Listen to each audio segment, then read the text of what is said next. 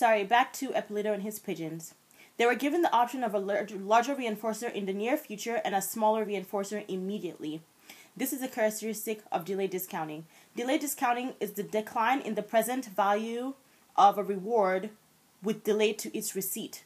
Across a variety of species, population, and reward types, value declines hyperbolically with delay. Value declines deeply with shorter delays, but more shallowly with longer delays. Numerous studies on delayed discounting have been conducted because delayed discounting has been identified as a crucial part of addictive behavior. Impulsive choice is a term that also emerged to describe behavior that is common among individuals that exhibit addictive behavior.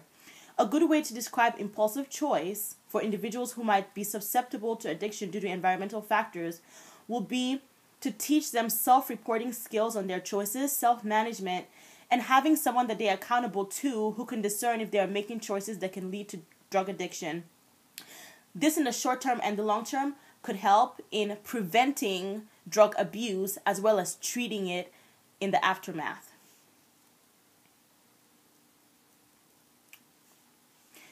Recently, evidence showed that increased availability of drugs showed an increase in addictive behavior in laboratory rats. Ahmed in 2005 did a study on rats that were allowed to self-administer drugs. No other form of reinforcement was made available, and there was no cost to the rats for their drug administering. The results of the study showed that the rats exhibited addictive behavior, and Ahmed posits that this is due to the lack of alternative reinforcement rather than an intrinsic addictive characteristic of drugs. Ahmed states that the rats represented a high-risk population and not the general population, simply because in the natural environment there are several opportunities of reinforcement that are alternative to drug use.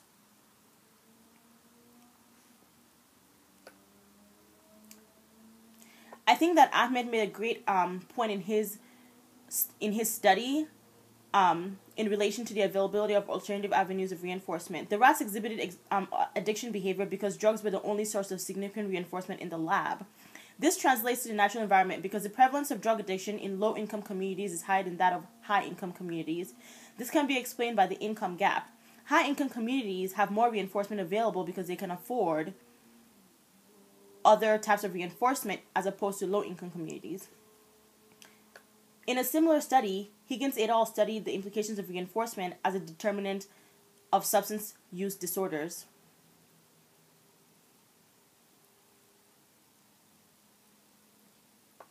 In their study, they reviewed research and analyzed the effects of reinforcement as a maintaining factor in drug addiction recovery.